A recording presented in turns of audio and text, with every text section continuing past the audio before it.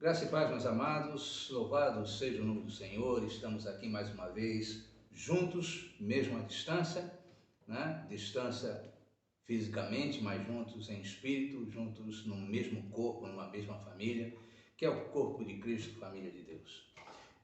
Hoje é um dia todo especial, né? Por dois motivos, né? Bem marcantes. Um, Dia das Mães, né? Não é necessário dizer muita coisa sobre isso, né? Hoje é dia que a gente dedica a homenagear aquela que deveria ser homenageada todos os dias da sua vida, né? Nossas mães. Feliz quem as tem ao lado no dia de hoje, né?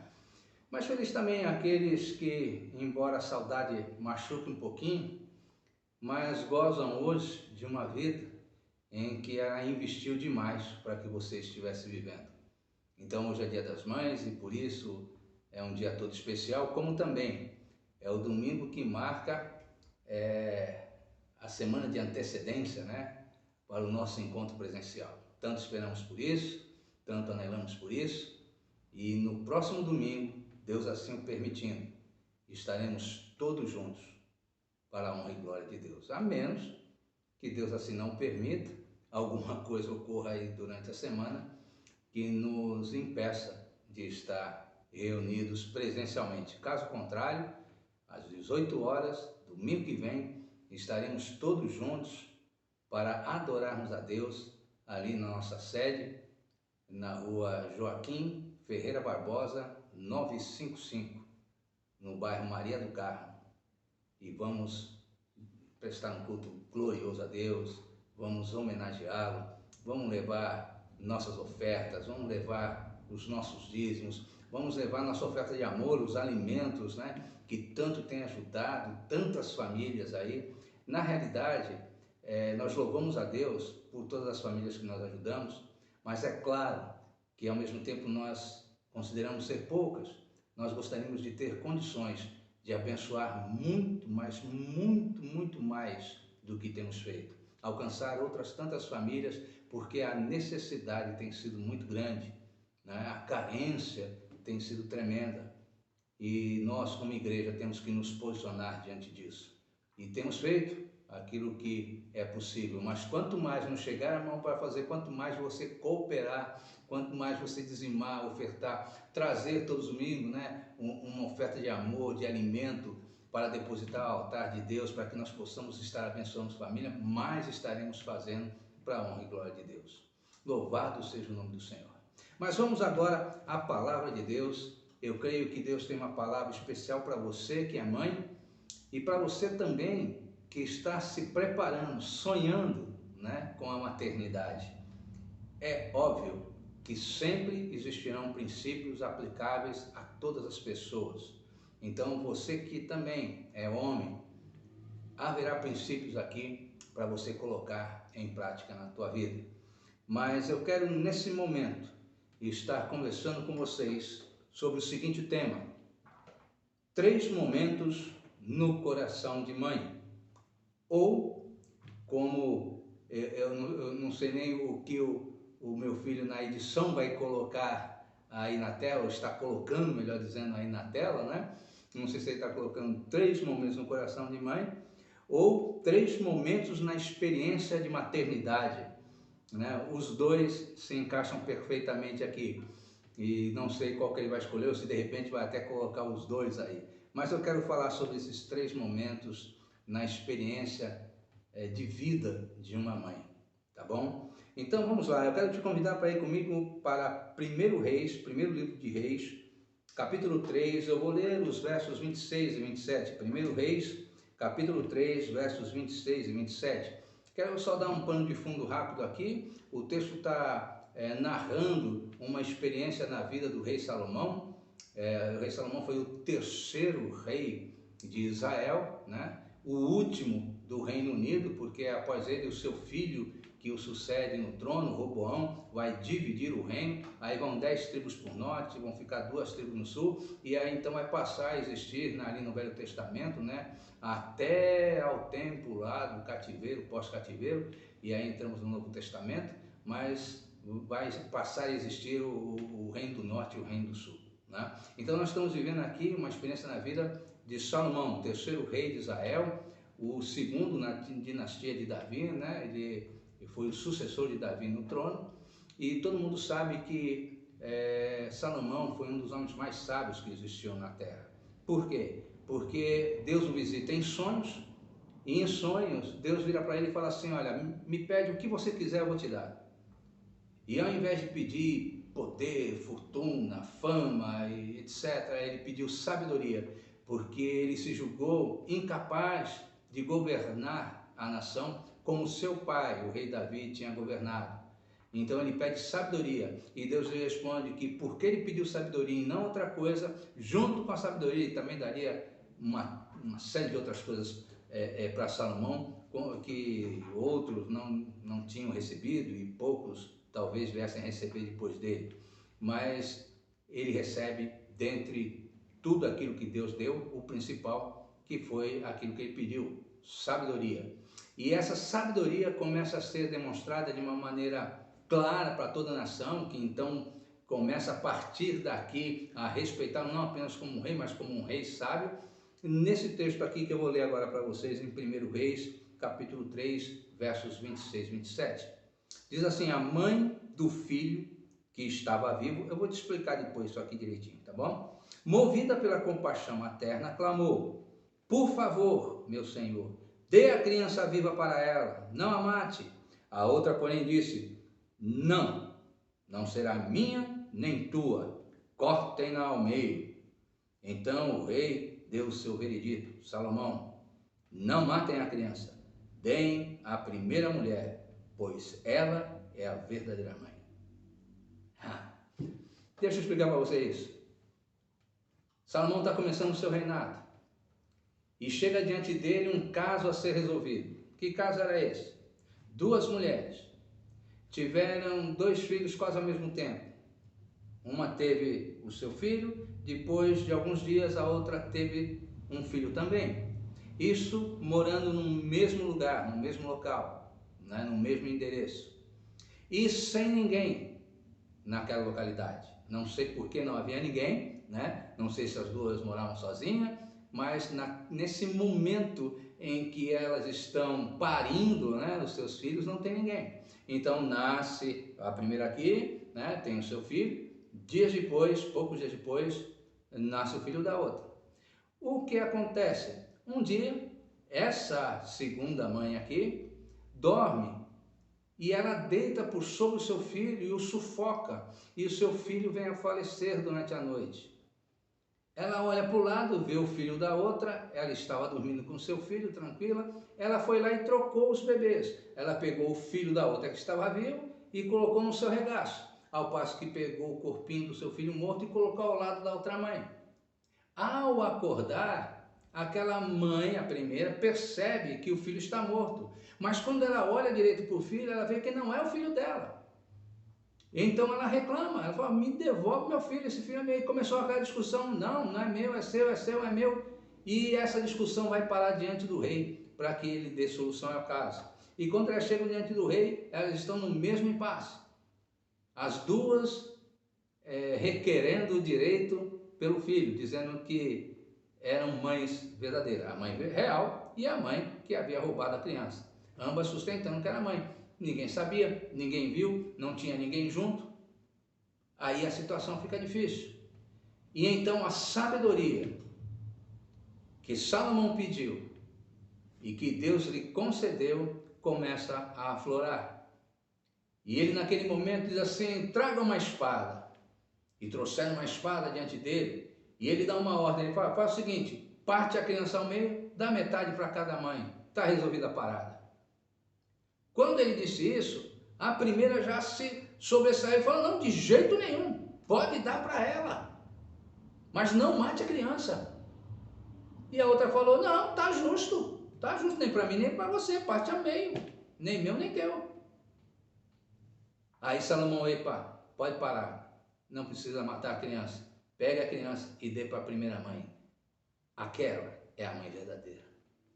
Coisa tremenda. Tanto da expressão de sabedoria de Salomão, né, no momento tão antigo, onde não havia como você ter teste de paternidade, né? Não tinha DNA, não tinha teste de DNA ou coisa parecida. Então, através dessa sabedoria, ele toma essa decisão tremenda. E duas coisas aqui ficam bem claras. Uma, obviamente, a sabedoria de Salomão, e a outra é o instinto materno, o coração de mãe, que é tremendo. Como é tremendo o coração de uma mãe. Naquele momento que for matar, não importa, pode ficar com a outra desde que fique vivo. É meu filho, eu não quero que morra, eu não quero que ele sofra nada. Que coisa tremenda. Como é tremendo o coração de uma mãe. E eu quero, nesse momento, então, falar sobre 3 experiências no coração de uma mãe, ou 3 experiências na experiência da maternidade. E a primeira é a oração para ser mãe. Vou repetir. A oração para ser mãe. 1 Samuel 1,27 fala sobre a experiência de maternidade de Ana, esposa de Eucana, que veio a ser mãe de Samuel. Ela era uma mulher estéril e na época não existia tratamento para a fertilidade, né, para se gerar filhos. Então, ou Deus fazia um milagre ou a mulher permaneceria sem filhos. E também naquela sociedade, uma mulher não gerar filhos era sinônimo de maldição. Então, ela orava constantemente, né?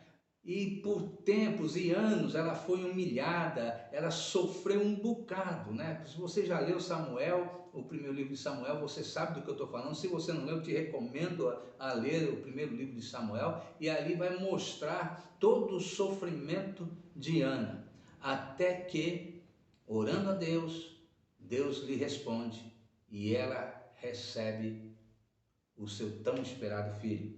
E diz assim o texto: por este menino, diz ela, orava eu, e o Senhor atendeu a minha petição que eu lhe tinha feito.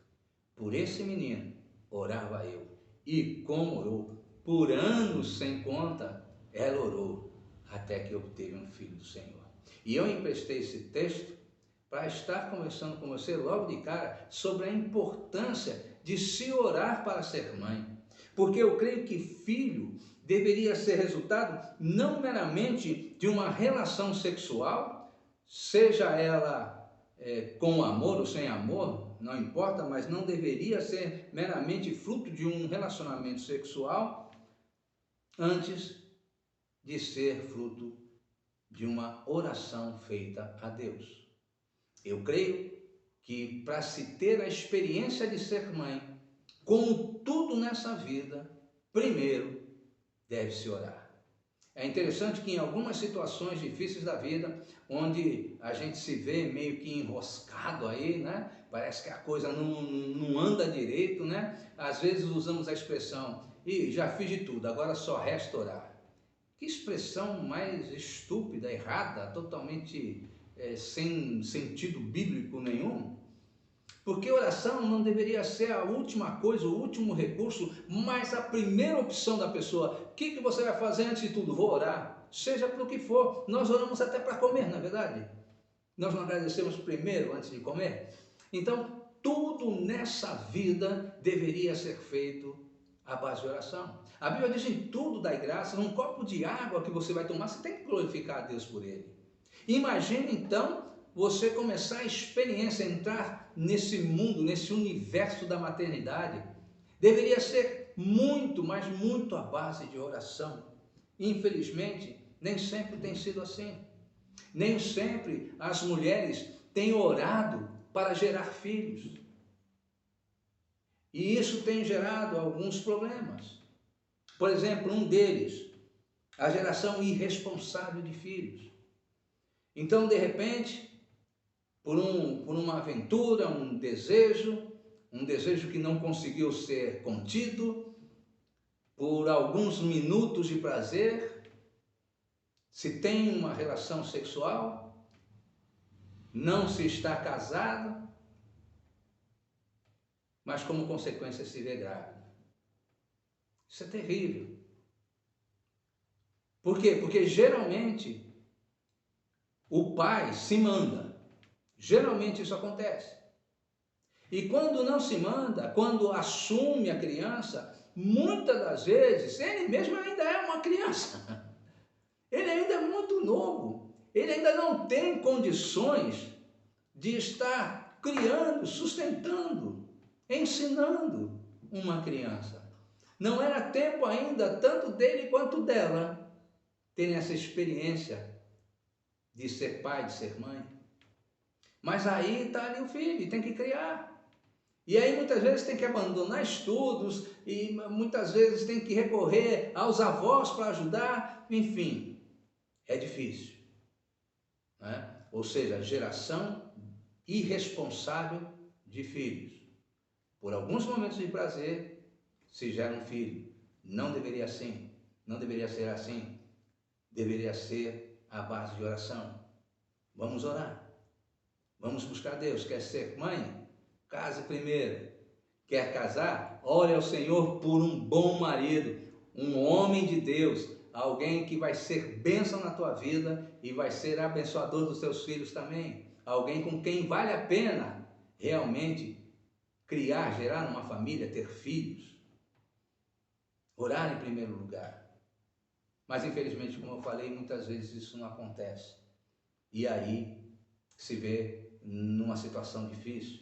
Por outras vezes também, nós vemos a geração imprevista de filhos, né? Ou seja, muitas vezes se está casado, mas de repente o método anticoncepcional que está sendo usado, e hoje se tem esse recurso, na antiguidade não tinha, né? Mas hoje se tem esses recursos e muitos, a maioria fazem uso dele, né? E então de repente vão lá, se preparam, aquele negócio todo, casam, mas ainda não querem ter filhos porque fazem alguns planos, mas de repente porque o método anticoncepcional usado de repente falhou, ou qualquer situação assim, se vê grávida. Então de repente chega lá a notícia, ó, estou grávida.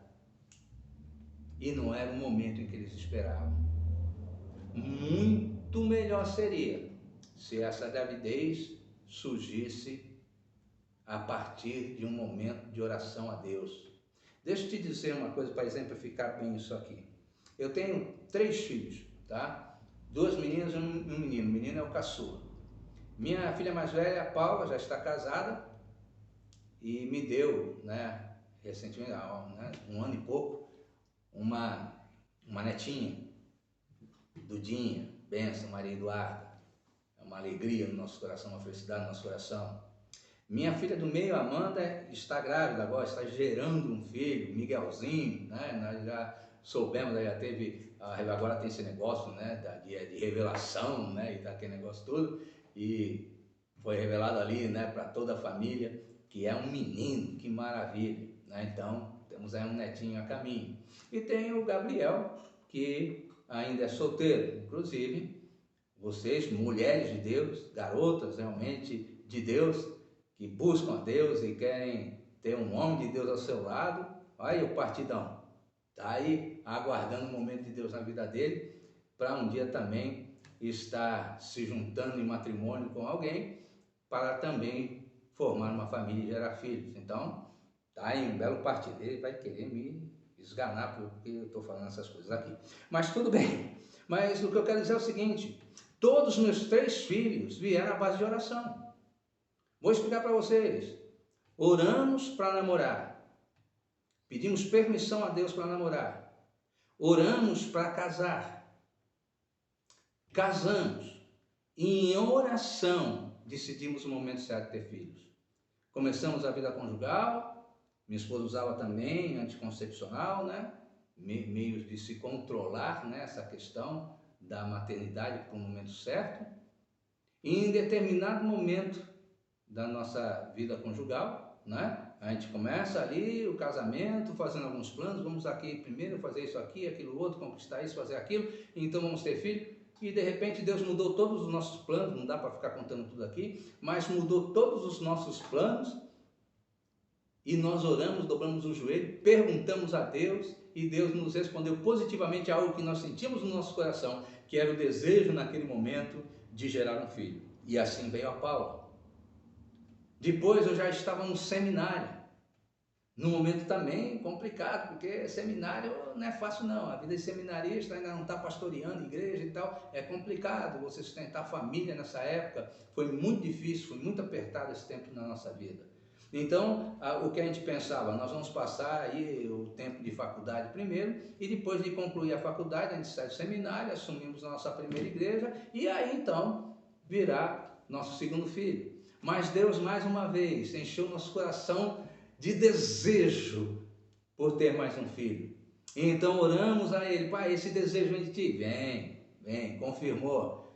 E através dessa confirmação, então, nós paramos com aquele processo anticoncepcional, né? Nos preparamos para a gestação. E então, minha esposa gerou mais um filho, veio a Amanda, né? Então agora já tinha a Paula e a Amanda. Aí então eu concluo minha faculdade, inicio o meu primeiro ministério na cidade de Cassinândia, Mato Grosso do Sul. Eu tenho no coração aquela terra, aquele povo, aquela igreja onde eu comecei o ministério. É algo assim que me marca bastante. Ali tive experiências marcantes, experiências alegríssimas, como também experiências tristes, mas que foram usadas por Deus, né, para que eu me tornasse o homem, o pastor que eu sou hoje. E eu louvo a Deus por tudo isso. E ali então, naquele momento, mais uma vez oramos e decidimos então que nós teríamos 3 filhos, e isso à base de oração, perguntando para Deus, e Deus respondendo positivamente ao nosso coração aquele desejo que nós tínhamos, que aquele era o momento de gerarmos mais um filho, e decidimos que depois desse, fosse homem ou fosse mulher, não importa, seria o nosso último filho. Isso nós estávamos bem certos diante de Deus, e um para com o outro, e aprove a Deus, depois de 2 meninas, nos conceder um menino. E não foi questão, tenho 2 meninas, vamos tentar um homem, não tem nada a ver com isso, tá? Nós desejávamos filhos, fosse homem, fosse mulher, não importa. Nós tínhamos isso no coração, orávamos a Deus, Deus confirmava esse desejo do nosso coração, e aí vinha a criança. Então, nossos 3 filhos, a Paula, a Amanda e o Gabriel, vieram ao mundo depois de um tempo de oração, de perguntar a Deus sobre essa questão da paternidade, da maternidade, se era o momento, se não era o momento, e Deus assim confirmando, eles vieram ao mundo. Por isso eu creio que filhos tinham que ser resultado de oração, de busca a Deus, como tudo na vida. E então eles vêm ao mundo abençoados e cheios de amor. Agora deixa eu dizer uma coisa para você. De repente você não orou para ter filhos.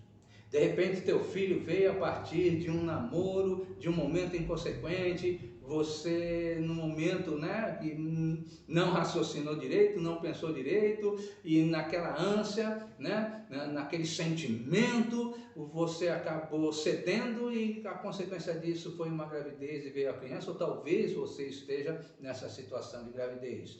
E agora, quem sabe, o pai não está junto, né? Aquele que gerou fugiu da responsabilidade, ou talvez esteja junto, mas não tenha condições de assumir a criança, e isso é difícil, se torna pesado para a experiência de ser mãe, né?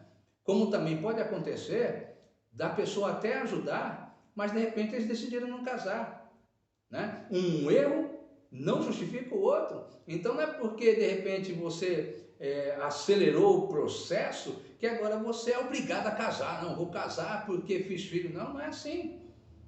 Pai tem que assumir, é responsabilidade, ponto final. Mãe tem que assumir a responsabilidade, ponto final. Mas isso não significa, se de repente você acabou fazendo algo por um momento de prazer, mas não é a pessoa com quem você queira passar o resto da sua vida, você não é obrigado a se casar. Então, muitas vezes, a pessoa vai até estar ali junto, assumir a responsabilidade, né, pela ajuda, sustento e tudo mais na criação dos filhos, mas não quer se casar. E talvez você esteja vivendo também essa realidade. Ou talvez você tenha filhos hoje, ou esteja grávida, num momento em que, mesmo casado, você não esperava. E por algum problema aí que ocorreu, alguma falha no método contraceptivo aí que você tem usado, você está grávida, está gerando um filho ou já tem um filho em casa. Não importa a forma com que a criança foi feita, qual o momento em que ela foi feita. Eu quero te dizer uma coisa muito importante aqui, antes de passarmos para a segunda experiência da maternidade, ou a segunda experiência no coração de uma mãe.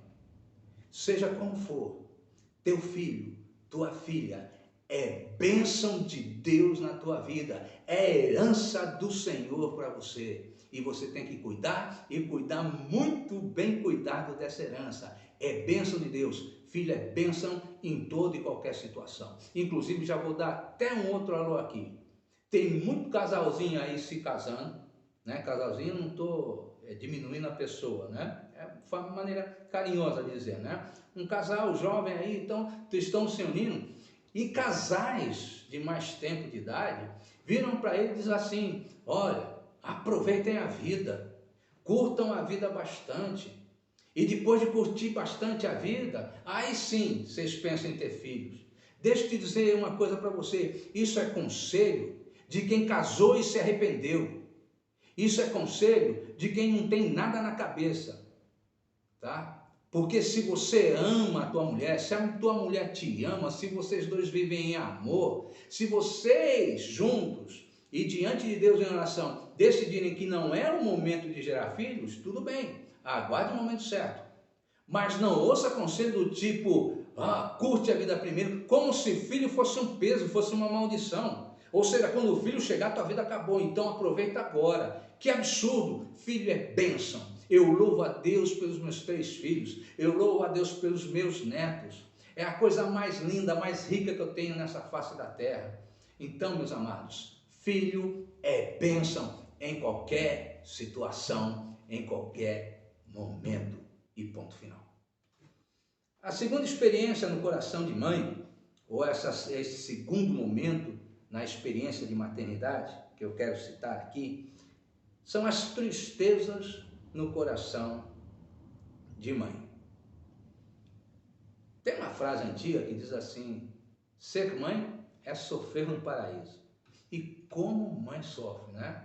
Tem momentos de alegria tremendo. A própria gestação, a própria maternidade em si é uma bênção maravilhosa, você poder trazer uma vida, você carregar por 9 meses, né? Coisa que um homem jamais vai. Eu amo meus filhos, mas é uma experiência que é maravilhosa, mas quem teve foi minha esposa, porque Deus fez assim. Então é a mulher que carrega 9 meses a criança ali, dividindo o seu próprio corpo com ela, é algo tremendo, maravilhoso demais. E daí essa criança vem ao mundo, trazendo aquela alegria, aquela felicidade toda. Mas existem momentos, sim, de profunda tristeza no coração de mãe, nessa experiência da maternidade. Eles são vários. Eu já até citei aqui, o abandono do pai biológico, né? Então, muitas vezes, naquele momento lá de intensa paixão, teve um relacionamento sexual, da onde veio, né, gerou-se um filho, mas a pessoa dá pista, some no mundo e não assume a sua responsabilidade paternal para com o filho gerado. E aí sobra um sobrepeso muito grande para aquela mãe que vai ter agora que cuidar do seu filho sem a presença paterna. Isso é muito difícil, é um peso muito grande e é um momento de profunda tristeza no coração de uma mãe e até mesmo quando aqueles estão casados e geram filhos e de repente dá a doida no marido e ele cai pelo mundo aí, vai embora, abandona, separa, larga, deixa a mulher com os filhos ali e vai embora. Isso é um momento de profunda tristeza e dificuldade no coração de uma mãe, sem dúvida alguma, né? Não deveria ser assim, mas infelizmente isso ocorre e não são poucas vezes que isso ocorre não, infelizmente, né? Também a enfermidade na vida de um filho é um momento que toda mãe sofre demais, né? Eu creio que a mãe sofre mais do que o próprio filho com aquela enfermidade. Eu me lembro que quando nós chegamos em missões, logo no nosso primeiro ano de missões, nos primeiros momentos ali que a gente estava vivendo, numa vila de pescadores, longe, né, da cidade, não tinha nada, não tinha posto de saúde, não tinha farmácia, não tinha hospital, não tinha nada, né? Você teria que pegar um barco, chegar até a cidade mais próxima, e ali naquela cidade mais próxima tinha um hospital não muito aparelhado, e dependendo da situação, você tinha então que ser removido de ambulância para uma outra cidade para então poder chegar ali, ser socorrido e ter o tratamento necessário. Então, não era fácil não ali, e nosso filho, o Gabriel, né, o mais novo, ele com 1 ano e meio de vida, a gente ali naquela situação distante de tudo e de todos, e ele ficou enfermo ali numa noite, febre alta, quase 40 graus de febre, já quase convulsionando, e nós vimos ali o momento em que nós perderíamos o nosso filho. E foi uma experiência de tristeza profunda, de dor profunda, de muito choro. Foi uma noite de oração, de entrega e de clamor tremendo, né? Até que, para a glória de Deus e alegria nossa, ao amanhecer, né, pela manhã, a febre o foi deixando, e ele, do mesmo jeito que enfermou tão rápido, estava curado. E nós louvamos a Deus por isso. Não tínhamos como socorrê-lo naquele momento, humanamente falando, mas espiritualmente falando, Deus estava ali conosco e operou uma maravilha na vida do nosso filho. Mas não foi a única experiência, né? Tivemos muitas outras aí, situações em que você vê seu filho numa situação de enfermidade, sua filha numa situação de enfermidade, e a mãe sofre muito com isso. Se ela pudesse, ela tomava o lugar da filha, do filho, e padeceria daquela enfermidade no lugar do seu filho. Então também é um momento de profunda dor, de tristeza, quando você vê um filho enfermo, né, padecendo de alguma doença. E como nós vemos isso hoje, né? Como a gente vê mães aí vivendo praticamente com o filho dentro de um hospital para poder tratá-lo e acompanhá-lo. Que tristeza! A alegria ao mesmo tempo de ter seu filho ali vivo com ela, mas aquela dor de ver seu filho padecer de uma enfermidade. E como eu já disse, se pudesse, certamente ela trocava de lugar com o filho. Mas também tem uma dor que é ainda maior do que essa. É a dor da perda de um filho. E aí, como disse Sérgio Pimenta, só quem sofreu pode avaliar quem sofreu.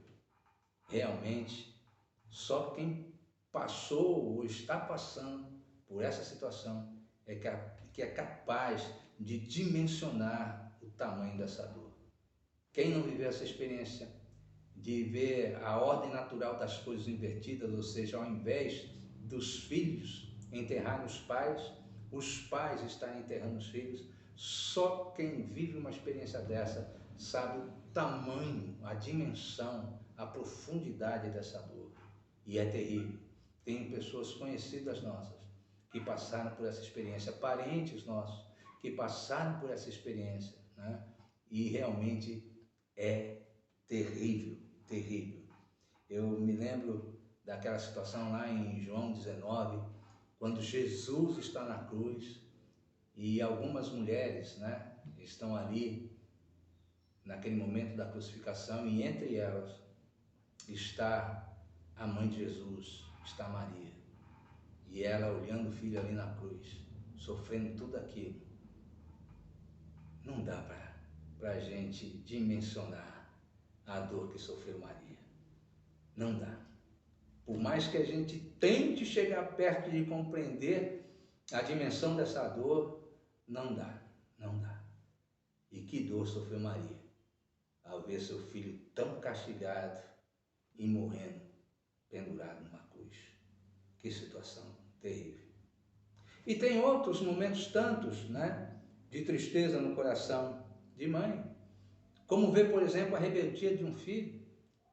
Cria o filho com tanto cuidado, com tanto custo, com tanto amor, com tanto suor, e de repente o filho já começa a caminhar por suas próprias pernas e começa a se tornar rebelde para com a sua mãe, e muitas vezes tomam rumos e caminhos aí na vida totalmente diferente daquilo que uma mãe esperaria pelo seu filho, né? Gostaria que seu filho estivesse trilhando, né? Mas está trilhando caminhos errados, e isso entristece demais o coração de uma mãe. Como eu tenho recebido pedidos de oração, quantas vezes tenho conversado com filhos aí, né, de mulheres cristãs, né, que criaram os filhos ali na igreja, e hoje os filhos estão afastados e vêm pedir oração, e vêm pedir para que a gente dê uma palavra de aconselhamento e, ao mesmo tempo, se possível, né, conversar com o filho, orar pelo filho, para ver se consegue trazer o filho de volta para o caminho. Então, realmente, também é uma experiência de tristeza profunda quando uma mãe vê o filho tomando um caminho de rebeldia, né? Mas eu não posso terminar esse segundo ponto aqui só falando de tristeza, né? Eu quero trazer uma palavra de Deus para o teu coração, mãe, para esse coração de mãe que está sofrendo nesse momento, por qualquer de uma dessas razões que nós citamos aqui, ou talvez outras que eu não alistei aqui nesse momento. Mas você está sofrendo, você está chorando pelo teu filho, por essa situação que você está vivendo no teu lar, e Deus sabe disso. E eu quero te trazer uma palavra de Deus para um alento ao teu coração. Apocalipse 21:4. Apocalipse 21:4 diz assim: Ele enxugará dos seus olhos toda lágrima. Não haverá mais morte nem tristeza, nem choro, nem dor, pois as primeiras coisas já passaram. Vai chegar um dia em que nós viveremos para sempre com o Senhor. E lá, toda essa dor, toda essa lágrima, todo esse desespero se findará. Só haverá alegria, paz, felicidade. Ele vai enxugar toda a lágrima que corre do teu rosto. Mas você talvez esteja dizendo assim: puxa, pastor, glória a Deus, eu creio nisso, eu sei disso, mas eu esperava um alento ainda aqui nessa terra. Eu sei que isso vai acontecer na glória, mas eu precisava de uma palavra que trouxesse um pouco de alegria ao meu coração tão triste por essa situação que eu estou vivendo com meu filho, com a minha filha, enfim. Eu quero te dizer mais uma coisa, te deixar mais uma palavra. Salmo 126:5. Salmo 126:5 diz assim: aqueles que semeiam com lágrimas, com cantos de alegria colherão. Você está semeando na vida do teu filho com lágrimas, mas você ainda vai ter uma colheita de alegria, em nome de Jesus. Recebe essa palavra, é palavra de Deus para a tua vida, é palavra de Deus para o teu momento, é palavra de Deus para o teu choro, para a tua angústia, tá? Deus sabe que você está semeando com lágrimas, mas Ele está dizendo que você vai colher, e vai colher com muita alegria. Amém. Só mais um momento no coração de mãe, e aí nós vamos orar, ou mais um momento na experiência de maternidade, que é, ou são, as responsabilidades de uma mãe. Não é fácil não. Como eu já disse, ser mãe é algo tremendo, maravilhoso, né? Uma experiência, eu não tenho palavras para poder aqui dizer o que é essa maravilha de ser mãe, essa beleza da maternidade, né?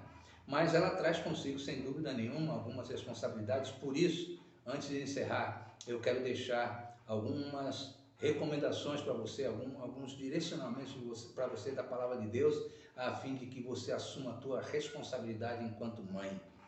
Primeiro, mãe, leia a Bíblia, leia a palavra de Deus. Josué 1,8 diz: não se aparte da tua boca o livro dessa lei, antes medita nele dia e noite, para teres o cuidado de fazer conforme tudo quanto nele está escrito, e então farás prosperar o teu caminho e serás bem-sucedido. Quer ser bem-sucedido nessa experiência da maternidade? Então, em nome de Jesus, eu te digo, leia a Bíblia toda, leia a Bíblia sempre, leia a Bíblia meditando e leia a Bíblia no desejo de praticá-la.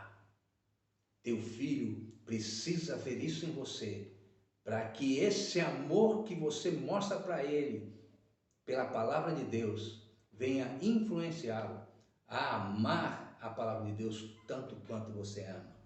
Segunda palavra para você, mãe, sobre responsabilidade na maternidade. Ore. 1 Tessalonicenses 5,17, orai sem cessar.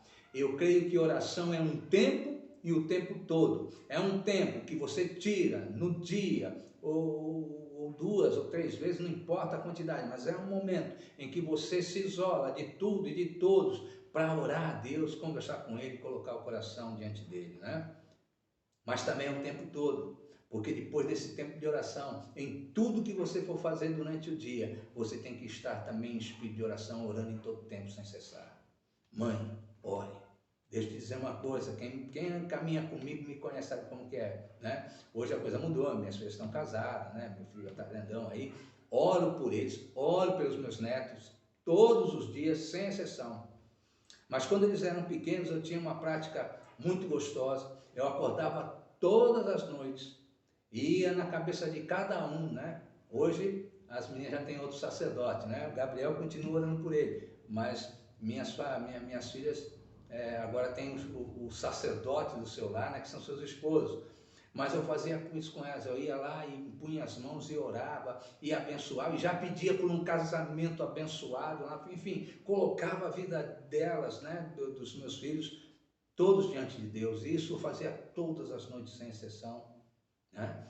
E depois elas foram crescendo, foram ficando mocinhas, daí já não era legal ficar entrando lá no quarto, né, para orar. Então eu parava na porta do quarto e ficava de madrugada com as mãos impostas na porta do quarto e orando, e orando, e orando. E eu já até avisava, já havia uma combinação em casa, né? Se acordar de noite e abrir a porta, não se assusta com um negão lá, né? Com as mãos abertas no meio do escuro lá. Não é alma penada, não. É teu pai que está orando por vocês, né?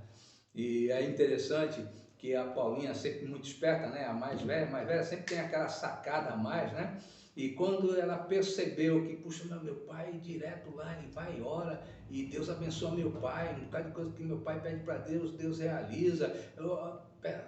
Uma noite eu vou lá e quando eu vou impor as mãos lá na porta para orar, eu olho, tem um cartaz na porta, ela colou na porta do quarto uma folha com uma série de pedidos de coisas que ela queria e precisava. Aí quando eu fui, ela estava ali uma lista de oração para orar por ela, como que é meu pai, quando vier orar de madrugada, ele vai ver a lista e vai orar para que eu possa receber de Deus essas bênçãos. Minha amada, em nome de Jesus, seja uma mulher de oração, seja uma mãe que ora e ora sempre e ora sem cessar, principalmente pela vida dos teus filhos, tá? A oração move a mão que move o mundo. Creia nisso em nome de Jesus. A terceira coisa que eu quero te dizer, mãe, é cultue a Deus em casa. Adore a Deus. Tenha um momento de adoração dentro de casa. Eu sei que essa responsabilidade, quem deveria puxar isso é o marido, que é o sacerdote do lar. Mas por N motivos aí que a gente não tem tempo para entrar nessas áreas todas, às vezes isso não acontece dentro de uma casa, dentro de uma família. E aí a mãe tem que chamar essa responsabilidade para si. Então não deixe de fazer. Nós criamos nossos filhos com cânticos espirituais, com musiquinhas da igreja, com Bíblia. Um dos primeiros presentes que nós ganhamos para os nossos filhos aí foi uma Bíblia infantil, cheia de gravuras. Eles ainda de colo, não conseguiam entender aquilo, mas depois vai crescendo, vai começando a observar as coisas, vai começando a entender as coisas, e eles foram criados ouvindo historinhas, né? E na época não tinha internet, não tinha essas coisas, mas a gente tinha videocassete, né? Então a gente alugava aquelas fitas, às vezes comprava, mas era caro, então muitas vezes a gente alugava fitas evangélicas, né? Com músicas gospel. Tinha na época, eu me lembro que na época da Paulinha, da Amanda, explodiu a questão de Lagoinha, né? E aquele ministério maravilhoso lá que eles exerceram com crianças, e a gente mostrava aquilo tudo e repetia várias vezes aqueles vídeos, né? Fazendo constantemente um culto em casa. E até hoje nós temos essa prática. Uma vez por semana, nós reunimos hoje, vou começar dos mais velhos, minha sogra, eu, minha esposa, minha filha mais velha, seu esposo, sua filha, minha neta, Dudinha, minha filha mais nova, do meio, o esposo dela, né? O Miguelzinho na barriga, Gabriel, meu filho. E uma vez por semana, nós oramos juntos e nós estudamos a palavra de Deus juntos, e juntos ali também aparamos algumas arestas. Até hoje, mesmo elas sendo casadas, nós nos reunimos todos em minha casa, uma vez por semana, para juntos cultuarmos a Deus, para juntos adorarmos a Deus, para juntos conversarmos com Deus, clamarmos a Deus e ter revelações de Deus para nós enquanto família. Mãe, cultue a Deus na tua casa, com os teus filhos, com a tua família. Mãe, contribua. Tá? Domingo passado eu ministrei, e dentro da ministração eu falei sobre dízimos e ofertas. Né? Nós criamos os nossos filhos sabendo dessa importância. Nós criamos nossos filhos indo à frente e colocando lá na mãozinha deles um envelope de dízimo ou o dinheirinho da oferta para que eles depositassem lá no gasofilácio. Nós criamos eles levando os pacotinhos com alimento para fazer a doação, para abençoar outras vidas. Eles cresceram vendo esse espírito de doar em nossos corações. Eles cresceram vendo em nós essa administração dos bens que sempre ensinamos para eles, que não eram propriamente nossos, mas de Deus, e nós apenas seríamos mordomos dele, administradores dele. E graças a Deus, elas hoje estão casadas e vivem essa realidade. E como é legal, porque quando chega no domingo, eu pego minha esposa, eu pego lá a minha sacolinha com alimento que a gente leva para doação, né? Isso nos cultos presenciais, né? No momento que nós estamos tendo, domingo que vem, com a graça de Deus, nós teremos, e nós vamos lá todos juntos e colocamos lá à frente. E agora elas casadas, eu fico vendo lá, e vão elas com o esposo e tal, e colocam lá à frente. Que coisa maravilhosa, que bênção. Mãe, contribua para que seu filho entenda que todos os bens que tem na tua casa, que tem sobre a vida de vocês, é bênção de Deus. E vocês, como bons dispenseiros, apenas administram aquilo da forma que Ele quer. Por fim, mãe, ame o seu filho. Ame desesperadamente o seu filho. Como é bom amar filho. 1 Coríntios 13:1 diz assim: eu poderia falar a língua dos homens, eu poderia falar a língua dos anjos, ou seja, eu poderia ter um bocado de dom, eu podia, ministrar em diversas áreas. Se eu não tiver amor, nada disso adianta. Todas essas manifestações espirituais não passam de barulho. Diz que é como um sino que retine. Ainda que eu desse meu corpo para ser queimado, diz ali em 1 Coríntios 13, de nada adiantaria sem amor. Ame seu filho, ame como Jesus te amou, ame como Jesus te ama.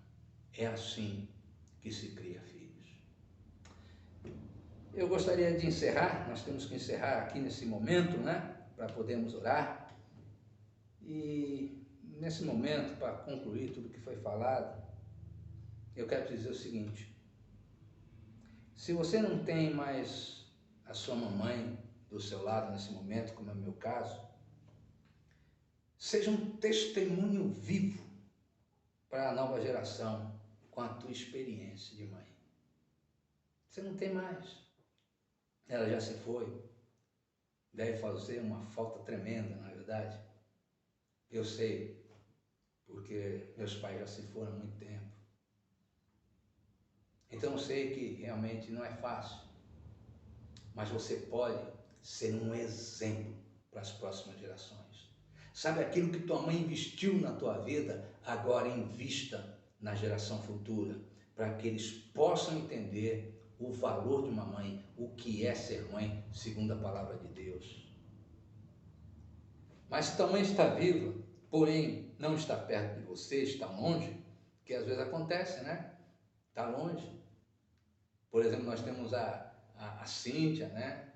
Seu esposo, enfim, o Márcio com seu filho, Caio, estão lá para o Nordeste, né? Eu não sei se de repente ela deu uma escapulida aí, uma escapadinha para cá nesse momento, né? Para ver a mãe, ou se de repente a mãe, né, fez um voo até lá, mas é bem provável que ela esteja longe. Assim como que é a experiência de muitos outros, né? A mãe está viva, mas nesse momento, no dia das mães, não pode estar do teu lado. Liga para ela. Passa um e-mail para ela. WhatsApp, Instagram, Face, nós temos um bocado de rede social, nós temos um bocado de meio de encurtar essa distância. Às vezes você tem sua mãe, mas por conta da pandemia você não pode estar com ela nesse momento.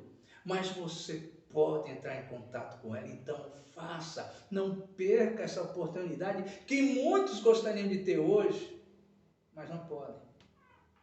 Por fim,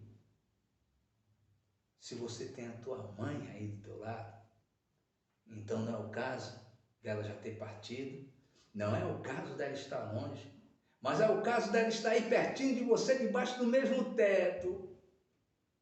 Deixa eu te dizer uma coisa, abraça a tua mãe agora, abraça a tua mãe, aperta a tua mãe, com um jeitinho, para não machucar, mas com todo carinho,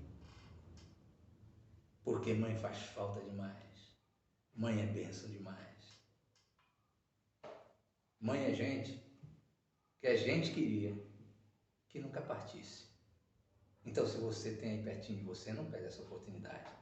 Tasca um beijão nela, aperta ela bem gostoso. Se ela está debaixo do teu teto, então significa que vocês podem ter contato nesse momento de pandemia, afastamento social. Não perca essa oportunidade que muitos gostariam de ter agora, mas não tem. Eu quero orar por você agora, mãe, em nome de Jesus. Pai Santo, muito obrigado, Senhor. Te agradecemos não apenas pela Tua palavra, que é viva, santa, eficaz e mais penetrante do que espada alguma de dois gumes, poderosa para transformar vidas, mas queremos Te agradecer nesse momento, Senhor, por todas as mães do universo, particularmente por todas as mães da igreja e todas as mães que estão nos ouvindo, nos assistindo nesse momento, Pai. Que Tu abençoe poderosamente cada mãe. E que os filhos, Pai, não apenas nesse dia, mas possam, em todos os dias da sua vida, saber a importância de se honrar uma mãe. Toma, pois, todas as mães em Tuas mãos e abençoa grandemente, poderosamente, em nome de Jesus. E que a graça de nosso Senhor e Salvador Jesus Cristo, que o amor de Deus, o nosso eterno Pai, que a comunhão e as consolações do Espírito Santo de Deus seja sobre todas as mamães que estão me vendo e ouvindo nesse momento, seja sobre todas as pessoas que estão nos ouvindo e vendo nesse momento, todos os lares que estão por detrás desta tela, por todas as famílias que estão ali representadas, e seja também com todo o Teu povo espalhado por sobre a terra desde agora e para todos sempre.